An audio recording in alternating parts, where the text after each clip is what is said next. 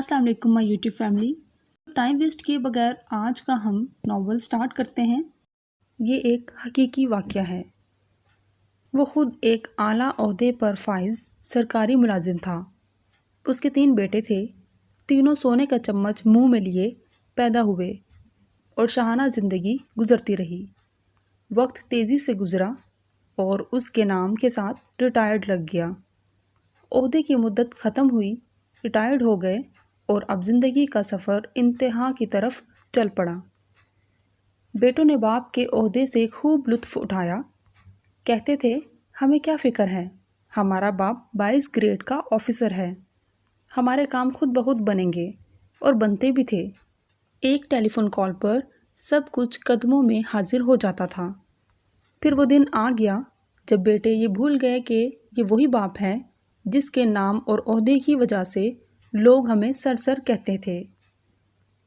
बाप किसी बीमारी की वजह से चलने फिरने और बोलने से माजूर हो गया। बेटे कहने लगे, अब तो बाप की कमज़ोरी देखी नहीं जाती। एक बेटे ने कहा कि अब्बा की जायदाद और माल की तकसीम करते हैं, न जाने कब मर जाए। अब तो शर्म आती है बताते हुए कि लोग क्या कहेंगे। जब दोस्त आते हैं तो सामने ये बूढ़ा पड़ा होता है। चलो एक नौकर मुस्तकिल इनके साथ रहने के लिए रख लेते हैं जो इनका ख्याल रखे, 20,000 महाना दे देंगे। नौकर आ गया और इसी घर के एक कमरे में बाप को फर्श पर गद्दा लगा दिया गया। नौकर को कहा कि इसका पूरा ख्याल रखना, हमें कोई शिकायत ना मिले। बेटों की शादियां हुईं। एक ने गर्मी की छुट्टियां गुजारने फ्रांस का प्रोग्राम बनाया और दूसरे ने लंदन और तीसरे ने पेरिस का। और हर जगह अपना तारुफ 22 ग्रेड के ऑफिसर के बेटे होने से शुरू करते। नौकर को ताकीद की कि हमारी 3 माह बाद वापसी होगी, तुम बाबा का पूरा ख्याल रखना और वक्त पर खाना देना। जी अच्छा साहब जी। सब चले गए और बाप अकेला घर के कमरे में लेटा सांस लेता रहा। न चल सकता था, न खुद से कुछ मांग सकता।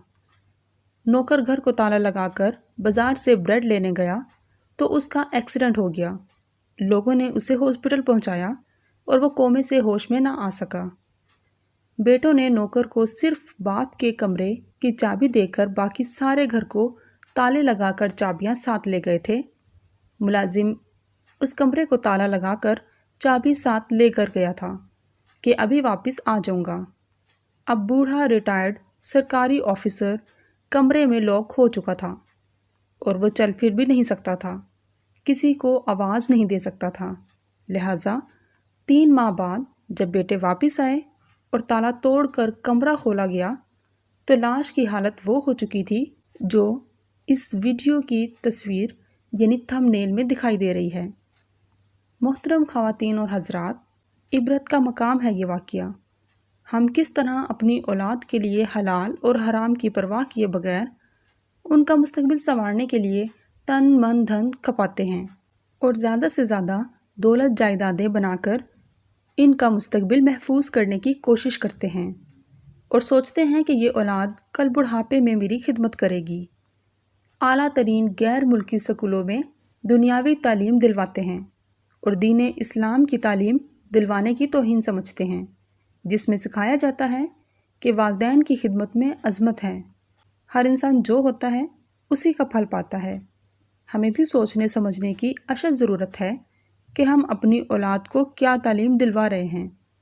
कहीं हमारा हाल भी तो ऐसा नहीं होने वाला। सोचिएगा ज़रूर। ख़त्म शुद। Okay, so this is the end of this novel. I hope आप सबको पसंद आया होगा। दुआओं में याद रखें। अल्लाह हाफिज़।